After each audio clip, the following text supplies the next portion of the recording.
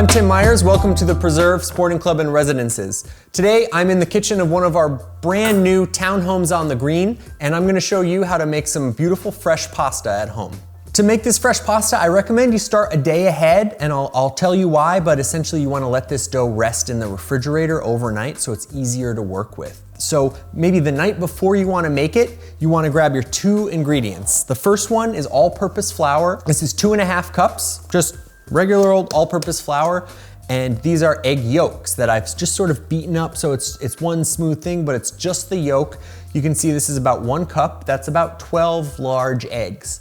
Obviously eggs are all a little bit different size, but just go for a cup of the finished yolks. And I'll just kind of make a claw with my hand and kind of stir that together. Just keep going, keep going. You want to mix everything together. The flour is a dehydrated product, right? It's grains that actually get dried out and then sort of blended up, ground up into this fine powder that we know as flour. So as we add the moisture to it, you really need to force the moisture into it. And there's one way to do that is to physically mix it in, to force it in while you're kneading it together. And the other, which we're gonna do both of, is to let it rest. I like to keep it really dry. If yours is sticky, you might have mismeasured a little bit and you can add a little more flour in there, but this really should be pretty dry. You'll wrap this in plastic wrap and pop it in the fridge in some kind of cooler overnight. And the next day, you'll have a really nice dough ball, right? You'll see it's a little easier to work with. I can squeeze it down with one hand. And what I wanna do is just roll it flat. I've got my little pasta roller attachment here ready to go. So I'm gonna cut that piece of dough in half, and I wanna roll it as thin as I can before I start using the mechanical roller, because the mechanical roller can burn out. Right, so I've got this pretty thin, it's about 1/8 of an inch. And now I can just use this nice thing. I put it on a low speed, number 2. So I'll put that through. I'm kind of holding it up top to keep it straight so it doesn't bend over on itself. I'll close the rollers just a little more, which will make it a little bit thinner each time I put this through.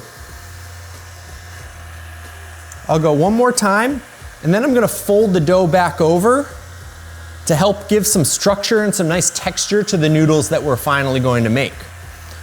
Right, so I'm gonna fold this kind of in 3, and then just use the rolling pin to sort of tack it down to make it stick to itself. Open up the rollers again and just feed it through, right? Kind of pull on top, make sure it doesn't fall over on itself. Flatten it out a little, looks good. Great.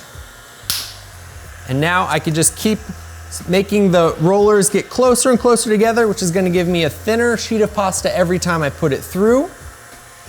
Depending on the noodle you wanna cut, you might wanna keep it a little thinner. Pappardelle is usually a little bit thicker. Today I'm gonna make tagliatelle. It's a really simple noodle, looks like this. It's about 1/2 an inch wide. And I roll this one pretty thin.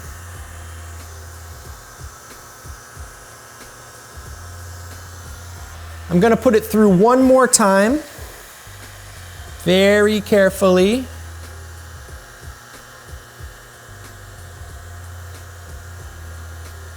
Again, I'm just carefully guiding it.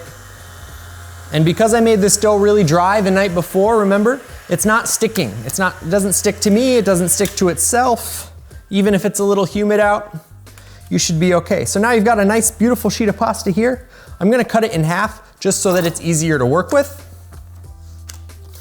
I'll use, this is coarse ground cornmeal. You can also use semolina flour, which has really some body to it.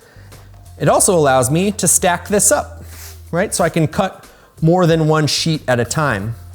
I like to make noodles about the length of my splayed out fingers. You can make them however long you want, there's no rule.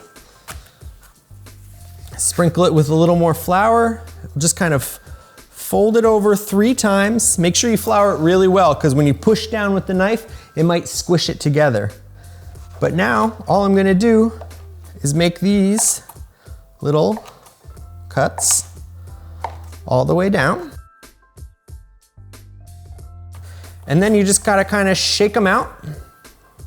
And then look, just from about 1/4 of that recipe of dough, I've got a whole portion of pasta here ready to go. Cook this in boiling water for 3 to 4 minutes, but then you're ready to go. This is fresh pasta, and the shape is tagliatelle. Thanks for watching me make some fresh pasta today. If you want to learn more about the preserve, visit us online at www.thepreserveri.com.